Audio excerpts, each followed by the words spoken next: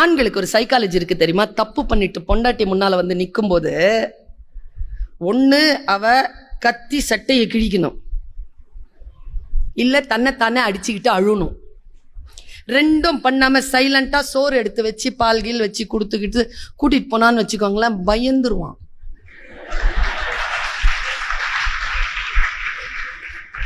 எனக்கு ரொம்ப பிடிக்குங்க கண்ணகிய. கண்ணகியிடம் நான் பார்த்தது அந்த வல்லமை. கேவலன் மாதிரி ஒரு புருஷன், சாரி கோவலன் மாதிரி ஒரு புருஷன். 12 வருஷங்க கூட இல்ல, எங்கேயோ போயிட்டு வந்திருக்கான், யாருக்கோ புள்ள பெத்துட்டு வந்திருக்காங்க. 24 வயசுல உட்காந்துருக்காங்க அந்த பிள்ளை. வான உடனே டக்குன்னு வந்துடுறா கிளம்பி. முதல்ல சிலம்புல கொன்முன்னா, இல்ல கண்ணகி உன்னோட வாழத்தான் வந்து, சரி வா போலான்னு. அவனுக்கு புரியவே இல்லைங்க. நான் சொல்றது பெண்களுக்கு புரிய வேண்டும், ஆண்களுக்கும் புரிய வேண்டும்.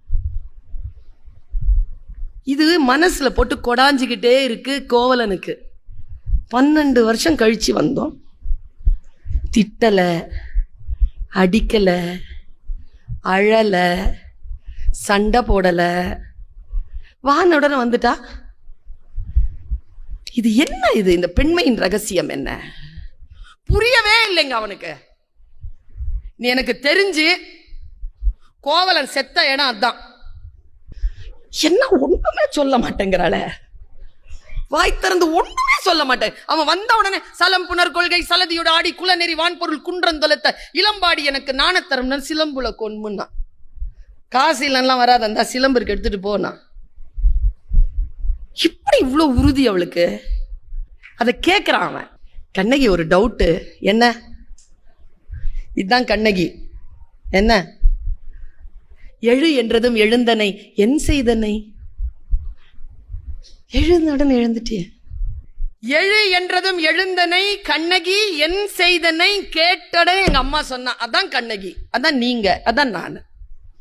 உள்ள இருக்குது, வெளிப்படுறது இல்லை.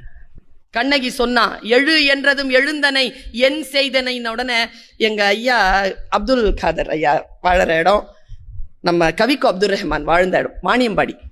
செருப்புக்கு ரொம்ப ஃபேமஸ் அது.